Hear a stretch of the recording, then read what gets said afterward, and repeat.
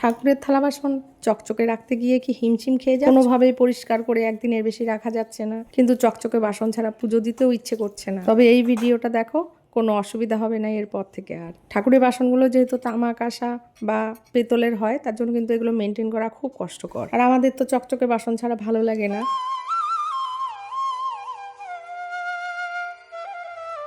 পুজো দিতে গিয়ে এরকম সুন্দর সুন্দর ফুল দিয়ে পুজো দিতে যেমন ভালো লাগে, তখন কিন্তু পুজোর বাসনগুলো যদি সেরকমই চকচকে হয় ফুলের মতো, তবে কিন্তু মনটা আনন্দে ভরে যায়। এই দেখো, এটা হলো তেঁতুল। তো তেঁতুল দিয়ে বাসন কিন্তু অনেকেই পরিষ্কার করো, তো তেঁতুল দিয়ে আমিও করেছি, কিন্তু তেঁতুল দিয়ে বাসন পরিষ্কার করলে সেই বাসনটা কিছুক্ষণ পরে দেখবে জলের দাগ হয়ে যায়, কালো হয়ে যায়, এটা একদিনের বেশি পরিষ্কার থাকে না। আমরা বাঙালিরা জানোই, বাঙালির 12 মাসে 13 পার্বণ, নানা রকম পুজো পার্বণ তো লেগেই আছে ঘরে। তার জন্য ঠাকুরের বাসন কিন্তু নিত্য প্রয়োজনীয় বাসন যেগুলো আছে সেগুলো তো প্রতিদিনই প্রয়োজন। তাছাড়াও কিন্তু মাঝে মাঝেই প্রচুর বাসন আমাদের মাজতে হয়। আর তেঁতুল দিয়ে মেজে তারপর যদি রেখে দেওয়া যায়, বের করে তারপর দেখবে কালো হয়ে গেছে, তখন কিন্তু সেগুলোকে আবার মাজতে হয়। এটারই একটা সহজ সমাধান আমি নিয়ে এসেছি, আর এটা সত্যি এতটা উপকারী হবে আমি নিজেও ভাবতে পারিনি। তো আমি যেহেতু উপকার পেয়েছি, তাই ভাবলাম তোমাদেরকে কেন শেয়ার করব না, তোমরাও যেন সহজেই বাসনগুলো পরিষ্কার রাখতে পারো বিনা খরচায়। তবে সেরকম ব্যবস্থা করাই ভালো। দেখো, আমি একটা একটা করে বাসন মেজে নিচ্ছি। আমি একটা পুজো করেছিলাম, সেই পুজোর সময় আমি ভিডিওটা করেছিলাম বেশ কিছুদিন আগে। তোমরা খেয়াল করলে দেখবে যে দেখো, প্রত্যেকটা দাগ কিংবা কালো দাগ সব কিন্তু উঠে যাচ্ছে। একটু প্রথমে একটু ঘষে নিতে হবে, তারপর ভালোভাবে একটু মেজে নিলেই হলো। একদিন একটু পরিশ্রম করলে তারপরে কিন্তু সমস্ত বাসন পরিষ্কার হয়ে যাবে। এই দেখো, এই থালাটায় কত বড় কালো দাগ ছিল, পুরোটাই প্রায় উঠে গেছে। আমি যেহেতু পুজো করি মাঝে মাঝেই, তাই নানা রকম জিনিস দিয়েই বাসন মাজার চেষ্টা করি, কোনটা ভালো কোনটা খারাপ সেটা ট্রাই করি, কিন্তু কোনো সময়ই কোনো কিছু নিয়েই আর স্যাটিসফ্যাকশান আসে না। পিতাম্বরী দিয়েও আমি বাসন মেজে দেখেছি, পিতাম্বরীটা কিন্তু হাতটা একদম খড়খড়ে হয়ে যায়, প্রচণ্ড রাফ হয়ে যায়, তার জন্য আমার পিতাম্বরী একদম ভালো লাগে না। পিতাম্বরীতেও বাসন পরিষ্কার হয়, কিন্তু পিতাম্বরী বাসন পরিষ্কার হলেও একদিন দুদিনের বেশি থাকে না।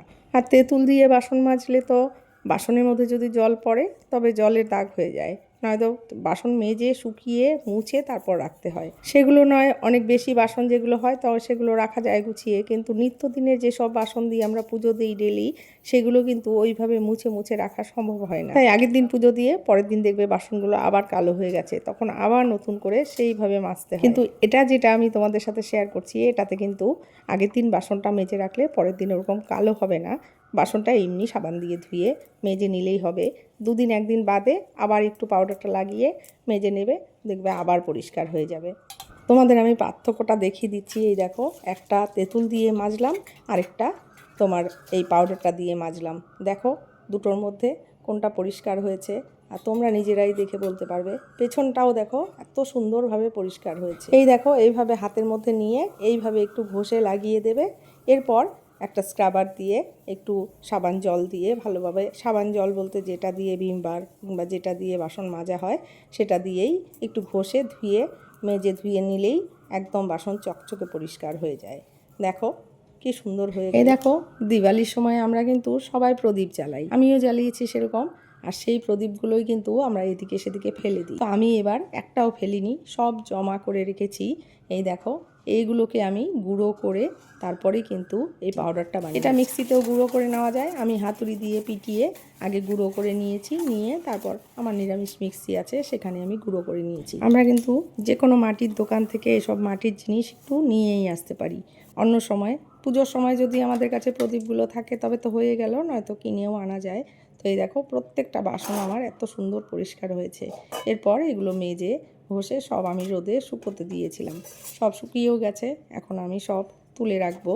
তো যেগুলো সব ডেলি ইউজ হয় না সেই বাসনগুলো আমি কিন্তু এরকমভাবে মুছে শুকিয়ে একদম তুলে রাখি। দেখো, প্রত্যেকটা বাসন তোমরা দেখলে বুঝতে পারবে যে কতটা পরিষ্কার হয়েছে। খুব বেশি এফোর্ট যে দিতে হয়েছে তা কিন্তু না। তোমরা যদি চাও তোমরা কিন্তু এই পাউডারটা বানিয়ে নিতে পারো, একদম বিনা পয়সায় এটা হয়ে যাবে, এবং খুব সুন্দরভাবে বাসনগুলো পরিষ্কার করে নিতে পারো। আর এই আইডিয়াটা তোমাদের কেমন লাগলো বা এই ভিডিওটা কেমন লাগলো অবশ্যই কমেন্টস করে জানিও। আর এরকমই সুন্দর সুন্দর টিপস পেতে চ্যানেলটা সাবস্ক্রাইব করতে কিন্তু একদম ভুলো না। পুজো করব আর পুজোর বাসন চকচকে থাকবে না, তাই কখনো হয়?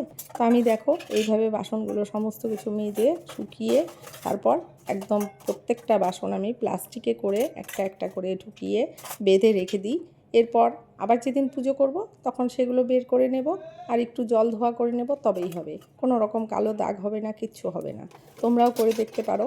এতে কি হয়, পুজোর দিন তো এমনি উপোস করতে হয়, এমনি নানা রকম সমস্যা থাকে, কাজের ঝামেলা থাকে, তখন আর বাসন মাজার ঝামেলাটা থাকে না। তো এই দেখো আমার মোটামুটি গোছানো হয়ে গেছে।